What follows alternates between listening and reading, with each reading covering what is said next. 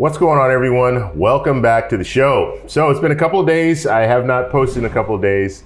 I've been traveling. Actually, I was planning on going to another location a couple of weeks ago. I decided not to do that because I wanted to stay in Barranquilla and go to Santa Marta. And so that's what we did. I went with a friend. She took me out to Santa Marta and showed me a really, really good time.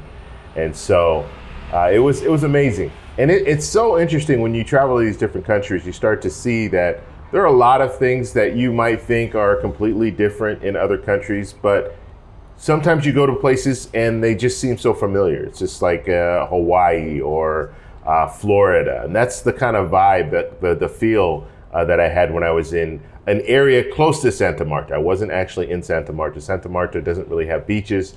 And so we traveled a little ways outside of Santa Marta and had a really, really good time.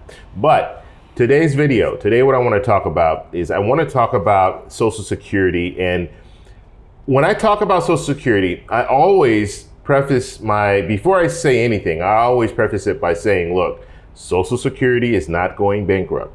And the reason that I say that is because there are a lot of people that truly believe in 12 years, because politicians are saying this.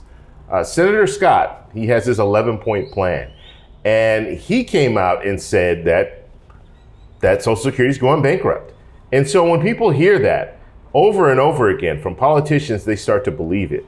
And we're looking at a situation now where people are believing the hype. So we're going to take a look at a poll, and then I'm going to talk a little bit about that. But first off, on this channel, we talk about financial news and what's going on in Washington, D.C. If that sounds like something interesting to you, please subscribe to the channel and hit that little bell notification. That way you get notified anytime we put out a video. And like always, if you see my name and a picture of me in the comment section, make sure you see a check mark next to my name. That check mark signifies that it's me. If you do not see that check mark, it's not me. It's someone trying to impersonate me. Okay, so let's go ahead and talk about this poll. So a Pew Poll came out and said about 42% of people who are currently working, they don't think that they'll have Social Security when it's time for them to retire. 42%, that's a lot. And so the reason why this is dangerous is because if you have people that are misled and they think that Social Security is going bankrupt, so there's no reason for me to even pay this payroll tax, then there's no sense of urgency when we start looking at the fact that the way Social Security works right now is you have a trust fund and then you have Social Security. So you have the payroll tax, that is going towards Social Security, and then you have a trust fund, money that was already saved up, and that money is offsetting Social Security. And so right now about 79 to 80% is coming from the payroll tax. Okay, you pay 6.2%, your employer pays 6.2%. That is where that money is going to Social Security. And so about 79 to 80% of that money is going to Social Security. Now you need to offset that because there's only, let's say it's 80% only, you need another 20%. That's where they're getting this money from the trust fund. Now, when the trust fund runs out of money, that's when Social Security won't go bankrupt, but it will be only at about 80%, 79 to 80%.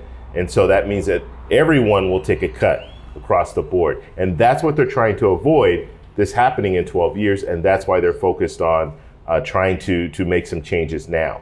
Or at least that's what some politicians are focused on. Not all politicians are focused on this. Some politicians think that we should not have Social Security at all. They want to do away with it and make it privatized or whatever they want. There are a lot of different politicians come out with these different kooky ideas, but when it comes down to it, when we're looking at this whole situation, Social Security will not go bankrupt. Social Security is a very, very popular program, if not the most popular program that the government provides. And so I don't see it going anywhere, but there could be a reduction in 12 years. Now let's get back to what I was talking about. 42% of Americans who are currently working think that they won't have Social Security when they retire. It's important because if you have those people with that mindset, that's 6.2% that they're paying right now. They're thinking, you know what, why am I paying 6.2%? Because I'm not going to have Social Security, so there's no reason for me to pay it. So that's one thing. And then also, if people realize, look, in 12 years, Social Security will still be here, but the trust fund won't, then they might say, you know what, 6.2%, we understand that, but we want to help in the future. So why not 6.5% or 6.7%? Why don't we raise it up just a little bit? And they'll understand it because they're going to understand that Social Security will be there for them when they retire. And so that's I mean, you have politicians that are actually out there hurting the American people because they're telling people that Social Security is going bankrupt. And so when you say that, you have people who are working right now saying, no reason for me to take this 6.2%. I shouldn't have to do that. Employers might say the same thing. They might be pushing for, you know what, we don't need to pay 6.2% because in 10, 12, 15 years, Social Security won't even be here. So why contribute to it? And so that's one of the things that politicians, when they come out and start saying things, and Senator Scott has been saying this has been his narrative. He has this 11-point plan. He wants to do all these different things. And one thing that he says is, yeah, Social Security is going bankrupt. Medicare goes bankrupt in 4 years. Social Security goes bankrupt in 12 years. I think we ought to figure out how we preserve those programs. We have to address it, he's saying. But the reality is you have to address the trust fund. Okay, Social Security is fine right now, but the trust fund is what they need to address. And so that might mean that you're going to have to raise taxes. Really, realistically, when you look at it, that is the only option. You have people working right now, they're going to have to pay a little bit more. And that's just the way it is, okay? And I mean, the reality is that's what we're going to be facing in a few years. Politicians don't want to raise taxes. And so that's why this issue is not being resolved, because you have no politician wants to say that they had to raise taxes. And so that's the problem. But when you have to pay for things, you have to pay for things.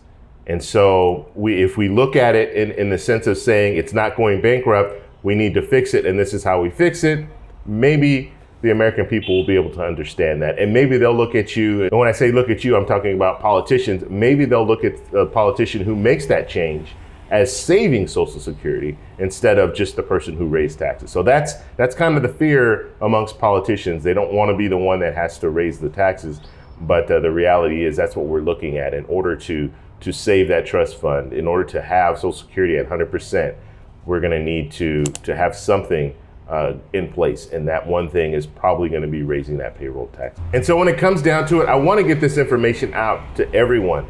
Realize Social Security is not going bankrupt. The trust fund might run out of money, but Social Security will still be around.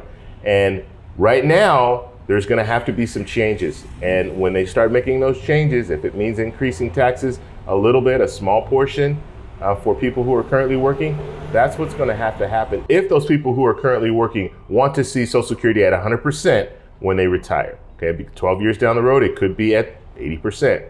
So if you want to see it at 100%, you might need to have more of a contribution. That's all I'm saying. And that's what politicians should be saying to the American people. But some politicians, they want you to be afraid. So I just wanted to get that message out. When it comes to Social Security, no, it's not going bankrupt. I do have people in the comments that ask me that same question or make that statement that it's going bankrupt. Why should we be contributing? It will not go bankrupt, okay? Social Security will be around for you, for me, for all of us. We just need to understand that more contribution might need to be made in the future in order to keep it the way it is. Okay, so let's get to the question. People are asking me questions. I'm in Colombia right now, so they're asking me questions about Colombia. So one question that people are asking me is, how much is gas in Colombia? Well, gas in Colombia is a lot cheaper than gas in the US. Different countries buy oil from different places, and in Colombia has a lot of oil here already. And so currently, and I don't know the exact exchange, so I'll put that on the screen, but when it comes down to it, they're paying about 9,000 pesos. Now, 9,000 pesos might sound like a lot, but in all reality, it's probably more or less around $2, something like that. So I'll put the exact price there. And that's what I've seen everywhere. It's usually about 9,000 pesos everywhere that I've seen. I've even, in the last couple of days, it looks like it's dropped down to 8,700 pesos, something like that. But the reality is, Colombia, and the crazy part about it is people in Colombia, Colombians think that gas prices are high. When we look at it, and I'm coming from California, California is $6. Here it's $2. So it's kind of funny when you go to different countries, you talk to different people there, they're like, wow, gas prices are way too high. I was just talking to a friend of mine saying gas prices are really, really low here. And she's like, no, gas prices are high. Like, no, you have no idea what's going on in California. So if you guys have any other questions, please post them down below. If you like this video, please give me a thumbs up. Please subscribe for more, and I'll talk to you in the next one. Bye.